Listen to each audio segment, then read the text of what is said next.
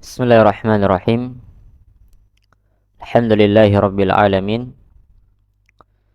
Wassalatu wassalamu ala asyrafil anbiya'i wal mursalin nabiyyina Muhammad wa ala alihi wa sahbihi wa man tabi'ahum bi ihsanin ila yaumiddin, amma ba'd.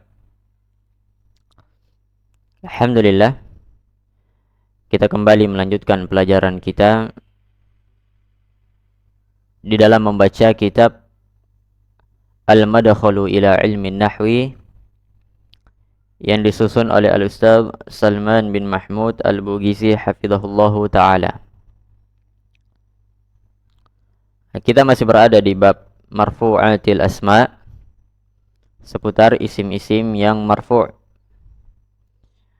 Dan kita sudah berada di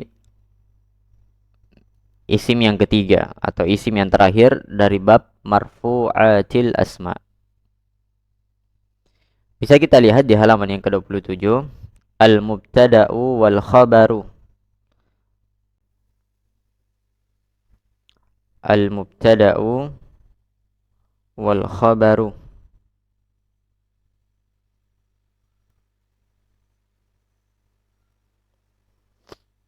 Mubtada dan khabar. Mubtada dan khabar. Nah, jadi isim yang ketiga ini sebenarnya dia ada dua. Ada mubtada dan ada khabar. Nah, dan dari kedua isim ini semuanya isim marfu. Semuanya dia marfu. Maka akan kita bahas satu persatu apa itu mubtada dan apa itu al-khabar. Baik. Nah, bisa kita lihat yang pertama di sini al-mubtada'u.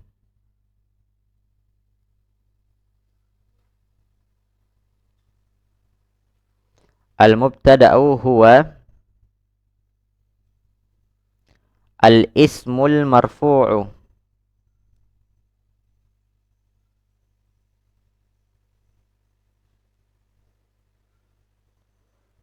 fi awwalil kalami al-ari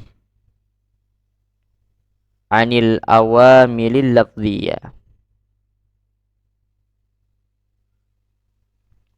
Jadi mubtada adalah isim marfu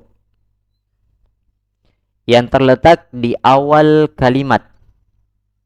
Al-ismul marfu' fi awwalil kalam, yang terletak di awal kalimat, al-ari yang kosong, anil awamilil lafziyah yang kosong dari perubah-perubah secara lafaz. Nah, karena sebelumnya di pembahasan i'rab itu sudah kita jelaskan bahwa yang merubah isim ataupun fi'il mudhari itu ada dua. Ada yang merubah dia secara lafaz, yang perubah dia itu lafaz, terlafazkan, misalnya huruf jar, huruf nasab, huruf jazm itu terlafazkan. Nah, adapun mubtada ini dia isim marfu' yang kosong dari perubah-perubah secara lafaz. Berarti perubahannya tidak nampak. Nah, taib. Kemudian isim yang kedua al-khabaru. Al-khabaru huwa al-ismul marfu' al-musnadu ilal mubtada. Jadi khabar adalah isim yang marfu' yang disandarkan kepada mubtada. Yang disandarkan kepada mubtada. Nah, berarti sini jelas ya.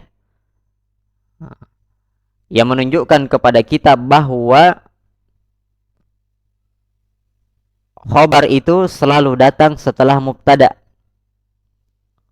Khabar itu selalu datang setelah mubtada. Karena dari definisi saja mubtada atau khabar itu adalah isim yang marfu' yang disandarkan kepada mubtada. Akan lebih jelas dengan contoh yang akan kita sebutkan. Contohnya, misalun Muhammadun qaimun. Muhammadun qaimun. Jadi mubtada adalah isim yang terletak di awal kalimat. Nah, di sini ada kalimat tersusun dari dua kata. Dari kalimat ini, kata yang paling pertama yang kita sebutkan adalah Muhammad. Muhammadun. Muhammadun. Dan tidak ada atau dia kosong dari perubah-perubah secara lafaz. Kosong dari perubah-perubah secara lafaz. Muhammadun. Nah, maka Muhammadun dia marfu'. Kenapa bisa? Karena dia adalah mubtada. Dia marfu' karena dia adalah mubtada. Kemudian telah kita sebutkan bahwa setiap ada mubtada pasti ada khobarnya.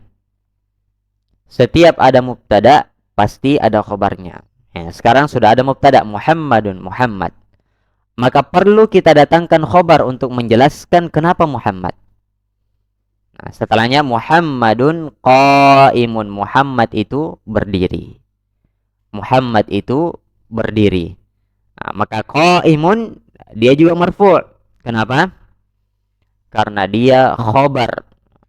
Ini isim marfu' yang disandarkan kepada mubtada. Muhammad itu berdiri. Baik. Nah, setelah itu pembahasan selanjutnya tentang ahkamul mubtada'i wal khabari. Hukum-hukum seputar mubtada dan khabar.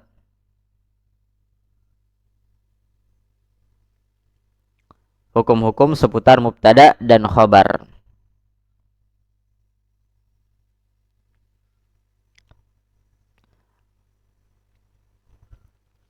Al-mubtada'u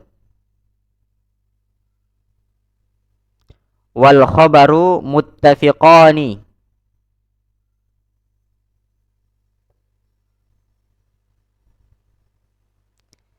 fi halataini. Mubtada dan khabar itu selalu bersesuaian dalam dua keadaan. Mubtada dan khabar itu selalu bersesuaian dalam dua keadaan. Keadaan yang pertama, dia bersesuaian dari segi an-naw', jenisnya. Yani at-tadhkiru wat-ta'nitsu. Jika mubtada itu laki-laki atau mudzakkar, maka khobarnya wajib juga bentuknya mudzakkar atau laki-laki.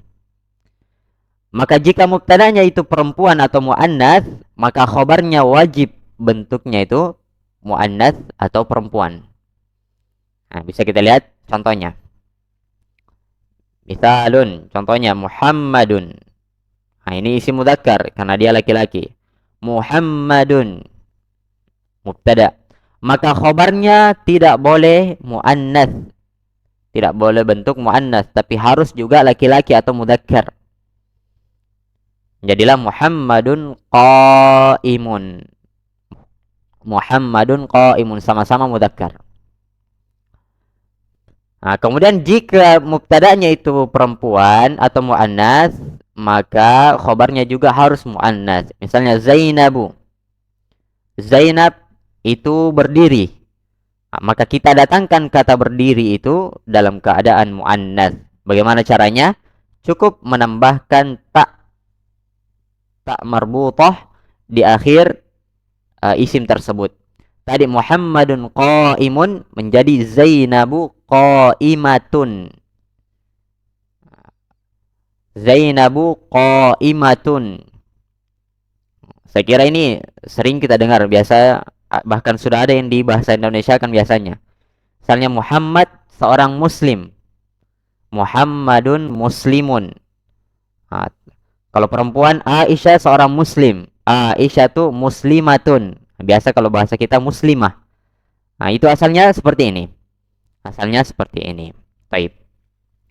Kemudian yang kedua, bersesuaian dari sisi al-adadu.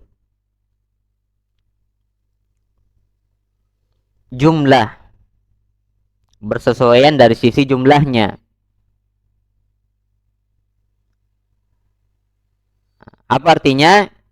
Yakni jika mubtada'nya itu mufrad, maka khobarnya juga mufrad. Jika mubtada'nya musanna, maka khobarnya juga ikut musanna. Dan jika mubtada'nya itu jamak, maka khobarnya juga harus jamak. Nah, taib. Nah, bisa kita lihat contohnya, misalnya isim mufrad terlebih dahulu. Muhammadun, satu Muhammad. Qaimun. Berubah menjadi musanna, isim yang bermakna dua dengan tambahan alif dan nun. Al-Muhammadani, dua Muhammad, maka khobarnya juga harus dalam bentuk dua. Al-Muhammadani qaimani. Al-Muhammadani qaimani. Dan yang ketiga dalam bentuk jamak, Al-Muhammaduna. Ini kurang mimnya ya. Tambahkan saja huruf mim di sini. Al-Muhammad mu. Al-Muhammaduna qaimuna. Nah, sehingga mubtada dan khobar bersesuaian dari sisi nau' dan adat, dari sisi jenis dan jumlahnya. Kemudian di sebelahnya bisa kita lihat hukum selanjutnya ini tentang mubtada. Khusus mubtada, mubtada itu terbagi menjadi dua. Zahirun dengan mudmarun. Mubtada terbagi menjadi dua, zahir, yakni nampak jelas maknanya. Dan yang kedua mudmarun, berupa kata yang tidak jelas maknanya. Seperti kata ganti, dhamir. Nah, yang pertama mubtada dari segi dia zahirun. Sudah atau dia nampak jelas maknanya. Contohnya Muhammadun. Muhammadun. Nah, di sini mubtada'nya jelas nampak maknanya. Yani Muhammad, seorang yang bernama Muhammad. Dan ada mubtada yang tidak jelas maknanya. Tidak jelas maknanya. Seperti huwa. Huwa ghaniyun. Dia. Nah, ini tidak jelas dia siapa. Masih ada beberapa kemungkinan dari kata dia ini. Kalau tadi Muhammad jelas, namanya Muhammad, orangnya ini dan seperti ini. Baik.